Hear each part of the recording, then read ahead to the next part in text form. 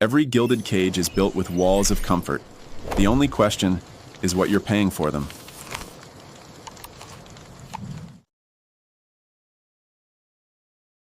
All right, let's just dive right in.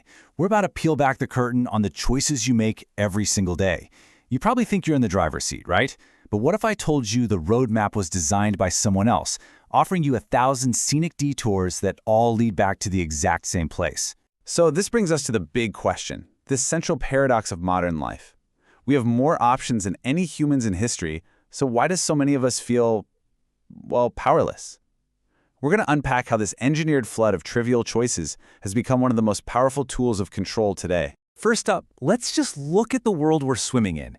It's a world just saturated with choices that feel endless, but when you look closely, they're often meaningless. And this isn't some accident. It's a very carefully constructed stage. I mean, think about the internet. We're promised this universe that's perfectly tailored to us, but what we're really getting is a meticulously crafted filter bubble. You see, the algorithms, they don't just show you what you like, they're actively shaping what you will like next. They create conformity while whispering in your ear about how unique you are. And this stage for control, it's everywhere. You've got consumerism, with these aesthetic tribes that package your entire identity into something you can just buy off the shelf. Then there's media, that infinite scroll on your phone. It is literally designed to eliminate any natural stopping point, to just hijack your attention. And of course work, the classic golden handcuffs that trade real freedom for a little financial security. Each one looks like a choice, but it's really a beautifully designed trap. You know, decades ago, the writer Neil Postman saw exactly where this was going. He pointed to that simple phrase news anchors use, "now this," as the perfect metaphor. It teaches us to see the world as these disconnected little fragments. We jump from one crisis to the next without any time for deep, coherent thought. It makes real engagement almost impossible, by design. So how are these systems so darn effective at pulling our strings? Well, the secret is that they don't fight our logic. They don't need to. They just exploit the ancient and frankly kind of lazy wiring of our own brains. It all starts with a principle called cognitive ease. See, our brains are wired for efficiency. You could even say they're lazy. So when information feels familiar and it's easy to process, our brain makes a mistake. It misinterprets that ease as a signal of truth. This is the simple, powerful secret behind all propaganda. It doesn't have to be logical, it just has to be everywhere. And this means that so many of our beliefs aren't actually the product of careful reasoning. Nope, they're the product of conditioning. They weren't arrived at, they were installed, one exposure at a time, until a repeated lie starts to feel like just common sense.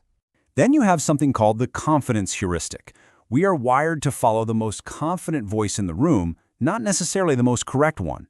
It's a mental shortcut, a little glitch in our software that equates assertiveness with accuracy. And in our world of nonstop marketing and political spin, that glitch is dangerously easy to exploit. I mean, just think about it.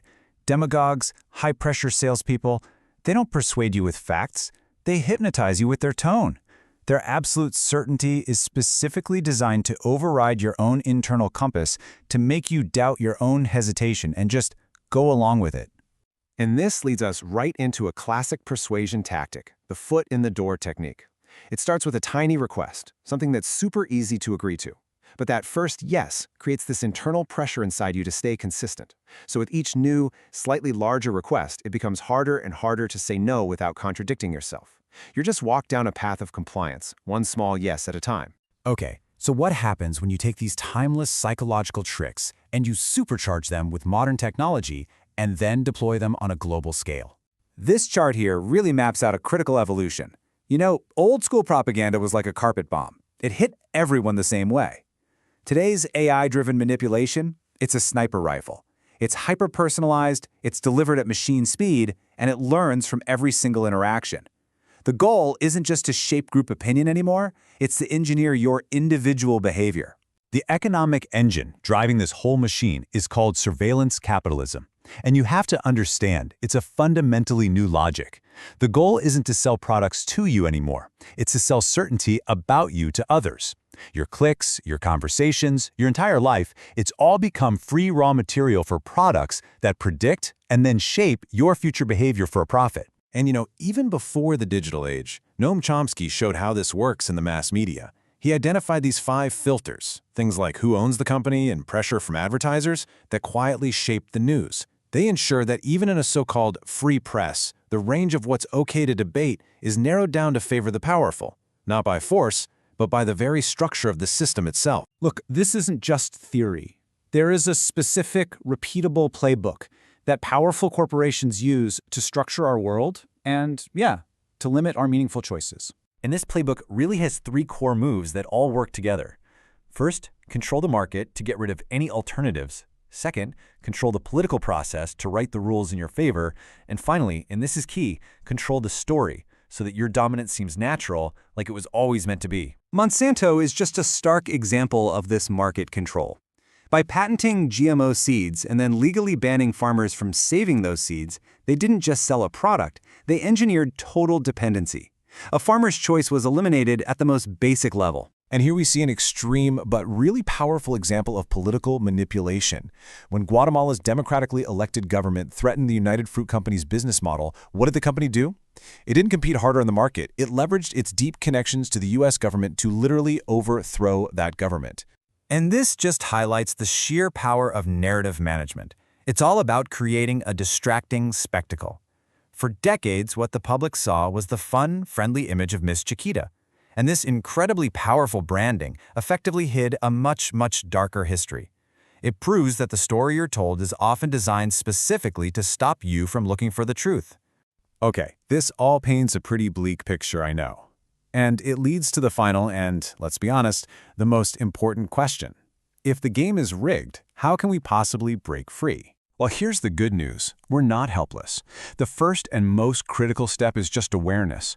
Once you can see the architecture of control, you can start building your own defenses.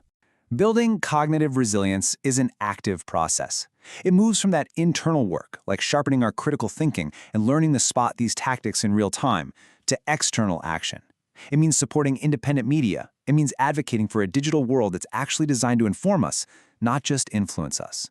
It's about turning passive consumption into active, conscious choice. So, we'll just leave you with this. These systems of control are incredibly powerful, but they all rely on one thing: our unaware participation. Now that you can see the strings, the real question is, who's pulling them? Understanding the illusion is the very first step to truly choosing to step outside of it.